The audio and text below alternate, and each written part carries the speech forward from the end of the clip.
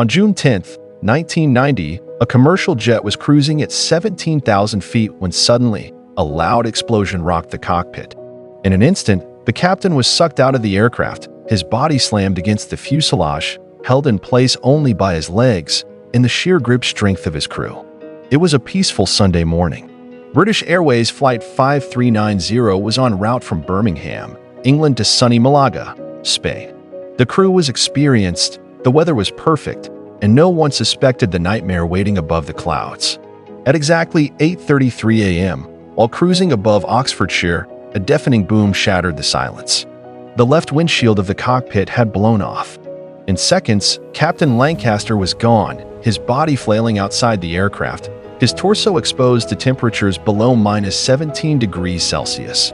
A flight attendant named Nigel Ogden lunged into the cockpit.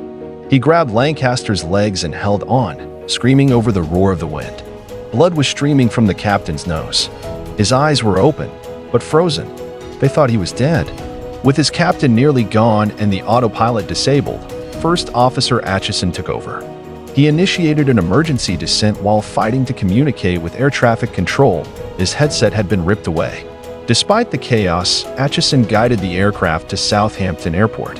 At 8:55 a.m., the BAC 1-11 touched down perfectly. On board, 81 passengers and a very battered Captain Lancaster, still alive. The cause? Shocking. The windshield had been replaced just 27 hours earlier with the wrong bolts. Of the 90 securing screws, over 80 didn't fit properly. It was a maintenance failure that nearly cost 81 lifts.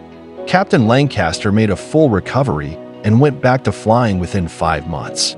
First Officer Acheson was honored for extraordinary bravery. And to this day, Flight 5390 remains one of the most incredible survival stories in aviation history. Sometimes, the scariest stories are the ones where everything almost goes wrong.